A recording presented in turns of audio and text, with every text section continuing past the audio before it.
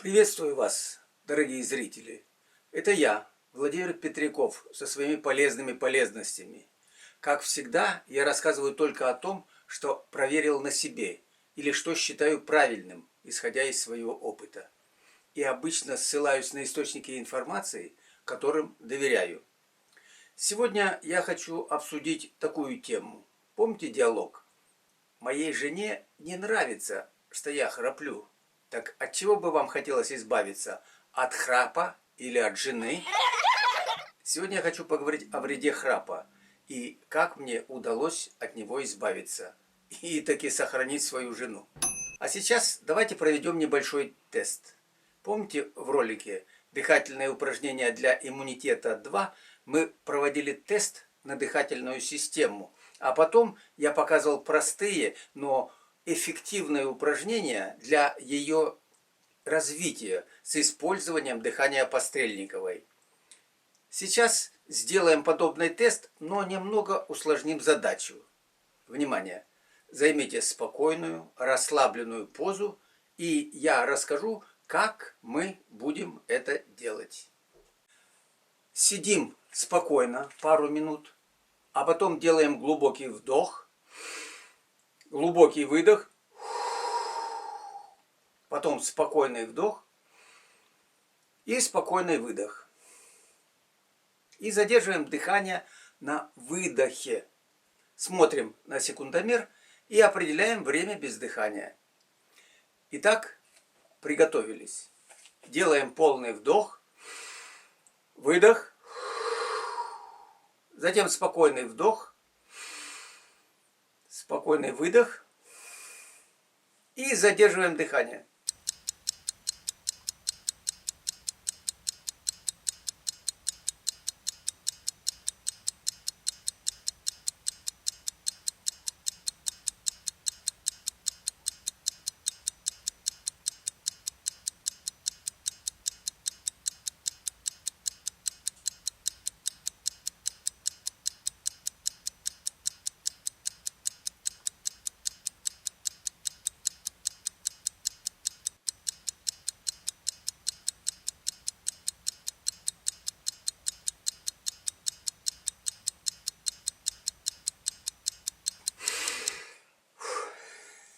Вы определили, сколько секунд продержались, не дыша? Если не успели, отдохните и повторите. Если у вас задержка дыхания была более 30-35 секунд, то ваша дыхательная система в норме. Ежели меньше 15-17, то обратите на это внимание. А еще обратите внимание на то, как вы дышите ночью. Не храпите ли? Если да, то, возможно, ночью у вас забивается нос, и вы дышите через рот. При этом расслабляются мягкие ткани носоглотки, и они сильно вибрируют. Это, собственно говоря, и есть храп. Иногда они даже могут перекрывать поток воздуха, что приводит к паузам в дыхании, то есть к апноэ. Такое вот название. Такое нарушение дыхания очень вредно для человека и даже может привести к трагедии. Все знают, как во сне дышит здоровый ребенок, его дыхание почти не слышно. Но если он болеет, если у него забит нос, то он спит плохо, тревожно и иногда даже похрапывает. А расслабленные мягкие ткани, как правило, бывают у пожилых людей. И по статистике более 30% взрослых людей храпят, а после 60 лет храпит более 60%. Как правило, это результат возрастного расслабления мягких тканей носоглотки. И одна из основных причин храпа – это непроизвольное дыхание человека ночью через рот. Почти 50 лет назад на экране вышел документальный фильм «Индийские йоги. Кто они?». Мне запомнилось, какое внимание йоги уделяют носу. Даже помню сцену, как йог берет веревочку, закладывает по очереди в ноздри, выводит через рот и двумя руками чистит нос. После этого я даже не могу себе представить храпящего во сне йога. Но веревочка, это слишком радикально. Надо сказать, что где-то после 65 лет жена все чаще толкала меня в бок.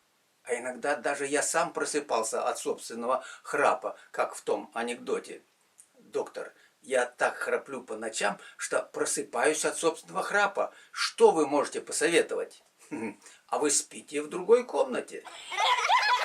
А еще я не мог спать на правом боку. Нос у меня дефектный. Еще в детстве сломал перегородку, и одна ноздря значительно больше другой. На левом боку я спал нормально, а на правом нос полностью закладывало и начинало даже болеть сердце. Приходилось спать на левом боку или похрапывать на спине, а это, естественно, жене сильно не нравилось. Надо было что-то делать. И я вспомнил про йогов. Можно было, конечно, попробовать принимать какие-то препараты, закладывать в нос какие-то приспособления, но я доверился практике йогов. Так как нос у меня с дефектом, то предлагаемые в интернете способы и приспособления промывки носа мне не подходили. Да, честно говоря, тогда я о них просто и не знал. Как и о том, что эта процедура, оказывается, имеет достаточно много положительных свойств. Например, она очищает нос от патогенных вирусов и бактерий. Утром, умываясь, я начал промывать нос и просто засасывал им теплую воду и с силой выдувал ее через одну, а потом через другую ноздри. Начал это делать лет 6-7 назад, точно не помню. В течение пару недель из носа шли разные выделения. А потом наступила удивительная легкость дыхания. И даже по утрам нос не бывал заложен. Если кто-то хочет повторить эту практику, прошу делать это осторожно. Выдувать воду только через одну ноздрю. И сначала для привыкания лучше использовать так называемый изотонический раствор. Это половина чайной ложки поваренной соли на стакан воды. И обязательно вода должна быть теплая, как температура тела. Сейчас я делаю ежедневное промывание носа утром и вечером перед сном. Ночью я дышу тихо, как ребенок. И прекрасно сплю на любом боку без сердечных болей. Понимаю, что этот метод не всем подходит, но, возможно, стоит попробовать. Ну и, конечно, надо тренировать свою дыхательную систему. Это не менее важно. Некоторые специалисты считают, что гипертоники храпят чаще. Но есть и другое мнение. Именно храп затрудняет дыхание, способствует повышению давления крови и развитию гипертонии. И еще один бонус от регулярного промывания носа. Я практически не болею насморком. А сейчас, в период коронавируса и карантина, такие промывания медики очень рекомендуют делать после каждой прогулки и похода в магазин. Таким образом, очищается носоглотка и уменьшается вероятность заразиться. Как говорят врачи, и в частности доктор Комаровский, вирус заходит к нам в организм через органы дыхания, то есть через нос и через рот. Выполняйте эту простую процедуру, и она в любом случае принесет вам пользу. Не зря йоги используют ее несколько тысячелетий. А сейчас надо быть осторожными даже со здоровыми на вид людьми. Они могут оказаться бессимптомными носителями коронавируса. Что же, благодарю всех, кто смотрит меня. Если эта информация интересна, делитесь ей, ставьте лайки. И прошу вас, помогайте пожилым людям. А членам клуба 70+, большой привет.